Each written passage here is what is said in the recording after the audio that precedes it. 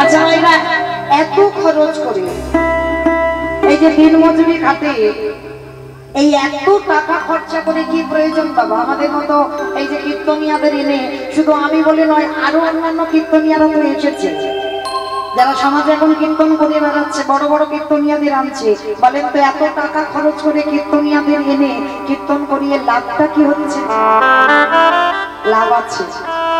লাভ যদি না থাকতো বাবা, কলির মানুষ কীর্তনে পাগল হতো না, কি মাইরা হতো? এই এত দুর্যোগ মাথায় নিয়ে আপনারা ছুটে আসতেন যদি লাভ না পেতেন? লাভ অবশ্যই আছে। লাভটা কি হলো? গোলক বৃন্দাবনে বসে আমার রাধারানী গোবিন্দের কাছে প্রতিজ্ঞা রেখেছে, বধূ আগত কলিকালে যদি আমার একজন ভক্ত সেবার জন্য, হরিনাম যজ্ঞের জন্য, ভক্ত পদধূলার জন্য যদি কিছু অর্থ ব্যয় করে দেয়, রাধারানী গোলকে বসে গোবিন্দের কাছে প্রতিজ্ঞা রেখেছিল, বধূ সেই ভক্তের ঘরে তার যা খরচা হবে তার ডবলের ডবল আমি তার ঘরে পৌঁছে দিয়ে। এই যে ধরুন বাবা, অনুষ্ঠানের জন্য আমি কম করে বললাম, আমার জানা নয়, কম করে বললাম যদি 5 লাখ টাকা খরচা হয়, আমার রাধারানী কিন্তু বাবা 10 লাখ টাকা ব্যাংকে দেবে। মানে কম ধর, এটাই হলো কীর্তন, বুঝতে হবে। তলিয়ে বাবার নাম হলো তত্ত্ব। কীর্তন বাবা উপর থেকে শোনা যায় না, উপর থেকে শুনলে বাবা কীর্তনের রস আস্বাদন হয় না। কীর্তন শুনতে শুনতে যত তলিয়ে যাবে, ভিতরে যাবে, কীর্তনের রস পাওয়া যাবে। তাহলে রাধারানী বলল যে টাকা খরচা হয় তার ডবল টাকা আমি তার ব্যাংকে দিই। তার মানে কি 5 লাখ টাকা খরচা হয়েছে, মানে বাবা 10 লাখ টাকা আমার ব্যাংকে হঠাৎ চলে আসবে? বলে না, যে ধরনের চুরিরা চুরি করতে পারে না, যে ধরনের কোনদিনই করা যায় না, যে ধরনের কোনদিন লোভে করা যায় না, যে ধরনের নাম হলো কৃষ্ণ প্রেম। যদি এই জগতে একজন ভক্তের হৃদয় ভাঙে, ওই কৃষ্ণ প্রেমের আগুন যদি একবার লেগে যায়, তারে কি দুর্গতি হয় জানো?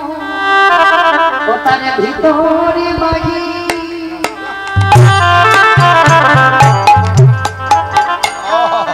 ও বাহিরে আলো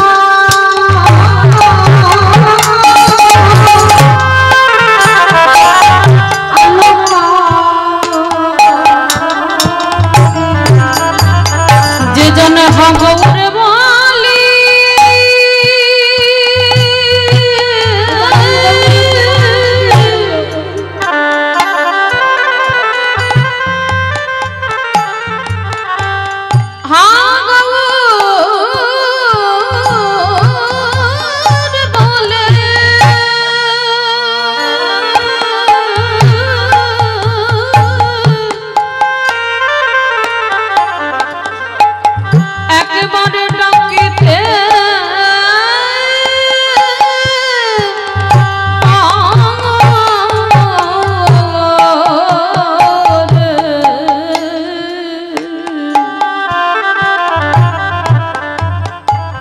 সেই ভক্তের ভিতর বাহির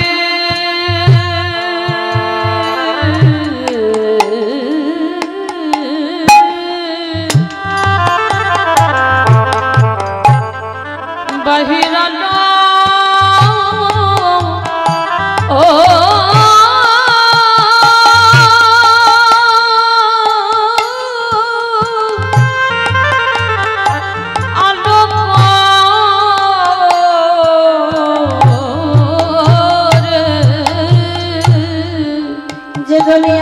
কৃষ্ণ বলে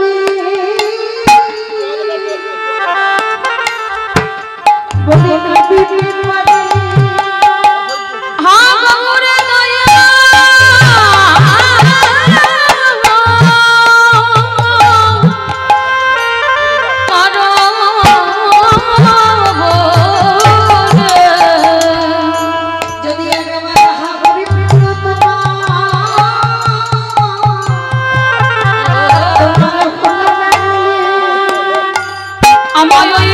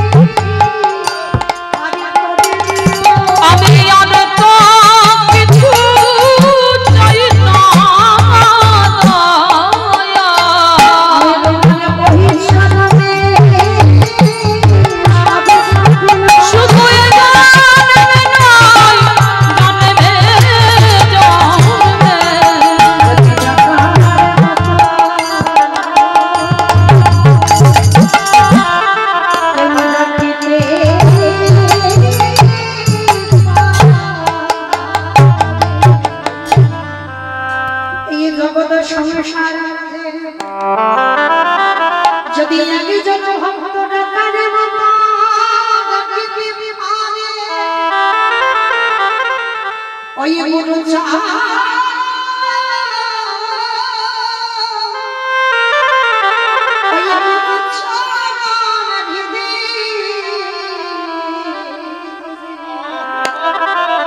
যদি আগে কোনো ভক্ত বলে কৃষ্ণ তোমার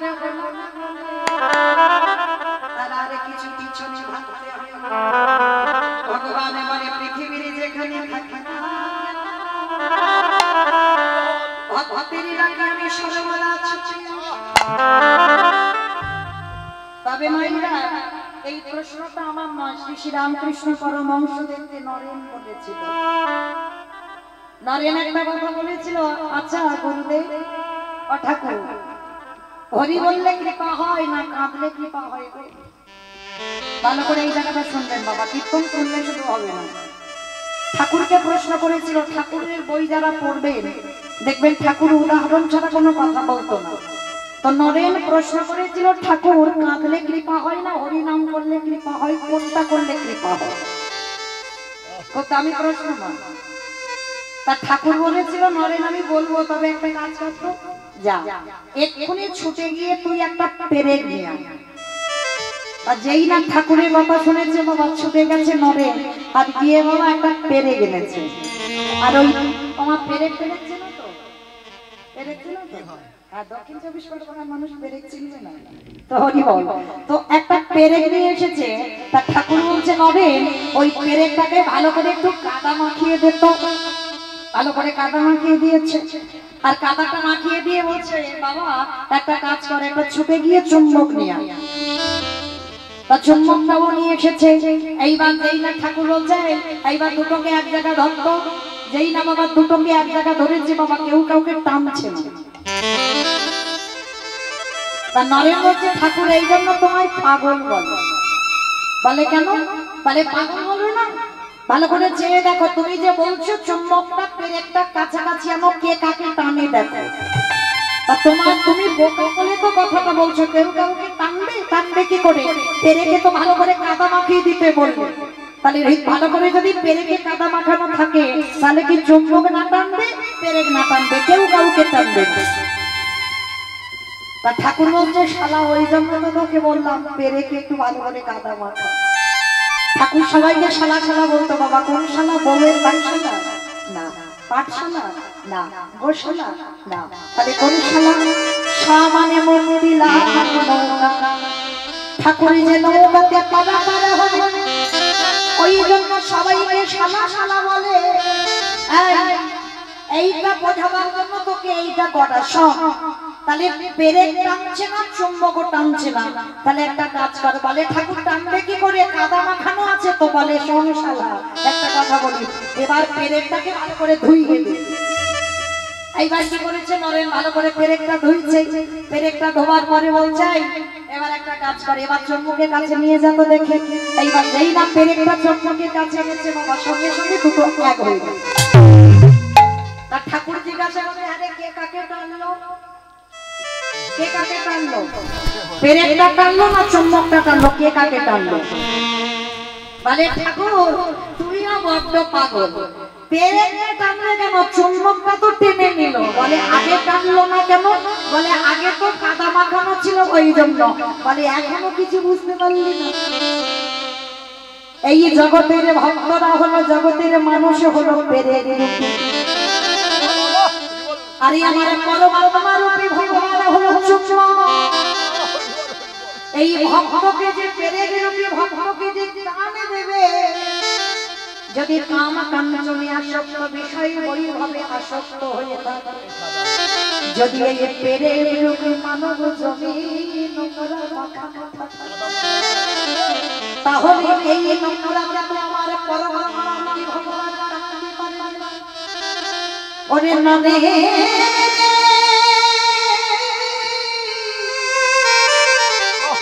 যতদিন ওই গুরু পাদে একেবারে কৃষ্ণ বলে এই মহিলা যতদিন না ধ্বংস করছে কিসের মহিলা? কাম কাঞ্চনে আসক্ত, বিষয় বিষয়ে আসক্ত। ছেলে আমারে, মেয়ে আমারে, জায়গায় আমারে, জমি আমারে, বৈভব আমারে, এগুলো মহিলা। এই মহিলা যতদিন মানব রূপী পেরেকের শরীরে থাকবে, আমার পরমাত্মা রূপী চন্দ্র টানতে পারবে না। তাহলে টানবে কখন? যদি কৃষ্ণ বলে চোখের জলে মহিলাগুলো ধুতে পারো, তাহলে পরমাত্মা রূপী চন্দ্র রূপী ভগবান তোমাকে টেনে কাছে। এইবার বুঝলি, কাঁদলে কৃপা হয় না, হরি বললে কৃপা হয়।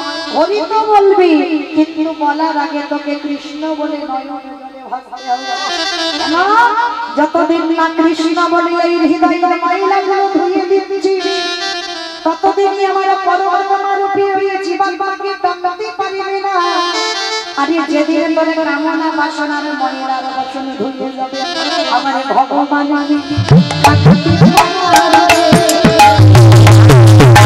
কৃষ্ণ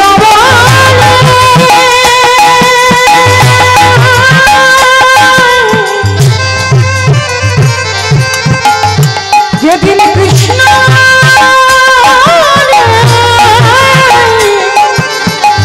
একেবারে কাঁদিতে পারবে, আমার ভগবান কি থাকিতে পারবে। তাহলে মায়েরা চলেন, প্রত্যেকের আমাদের গুরুচরণ আশ্রয় করে হৃদয় পরিষ্কার করে চোখের জলে আমাদের ময়লাটাকে ধুতে হবে, তবে আমাদের গৌর গোবিন্দের কৃপা হবে। তো চলেন, আজকে আমরা সবাই মায়েরা একটুখানির জন্য যাবো বিধান নদিয়া নবদ্বীপ ধাম। কি মায়েরা সবাই যাবেন তো? সবাই যাবে? তা সবাই যদি চলে যায়, কীর্তন হবে কাকে নিয়ে? দেখলে সব বলছে চলে যাবে, তাহলে কীর্তন হবে কাকে নিয়ে? কি শ্রোতা না করলে কীর্তন হবে? তাহলে কেউ যাবো না, নাকি যারা ইউটিউব করছে ওরাই কজন শুধু থাকবে না, ওরাও চলে যাবে। তাহলে কেউ যাবো না, কারণ এই রাত্রিবেলা যদি এক্ষুনি নবদ্বীপ যেতে চাও, তোমার স্বামীর অর্ডার নিতে হবে, ছেলে বৌমার অর্ডার নিতে হবে, তারপরে তুমি যেতে পারবে। কিন্তু একজনকে কোনো কৈফিয়ত দিতে হবে না, অর্ডারও নিতে হবে না। সেকে মন, মন হচ্ছে স্বাধীন। তাহলে চলেন, থাক দেহগুলো সব স্বামীর ঘরে, দেহগুলো ছেলেগুলো মানুষ করুক, ওই গরুর গোয়াল পরিষ্কার করুক, থালা বাসন মাজুক, আর ঘর দাবা পরিষ্কার করুক, আর আমাদের মনগুলো নিয়ে যাই সুরধনী গঙ্গার তীরে। আর সুরধনী গঙ্গার তীরে গিয়ে দেখবো সত্যতে যিনি নারায়ণ, ত্রেতাতে রামচন্দ্র, দাপরে কৃষ্ণ, কলিতে হলেন শ্রীকৃষ্ণ চৈতন্য। যেদিন আমার প্রভু নদিয়ায় এলেন, নদিয়ার ভাবটা কেমন ছিল? ঘোষণা মহাজনেরা ঘোষণা পদ রেখেছে, বা কত সুন্দর। আজ নদিয়া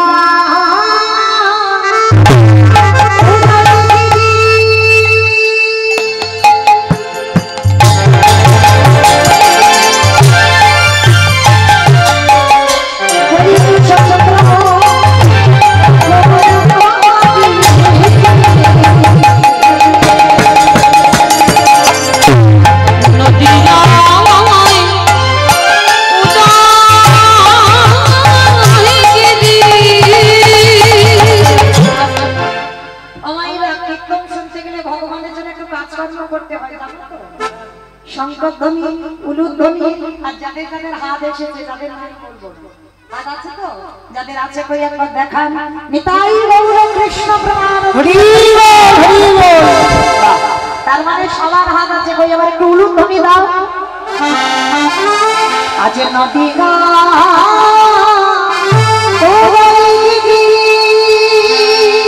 আমার গোদা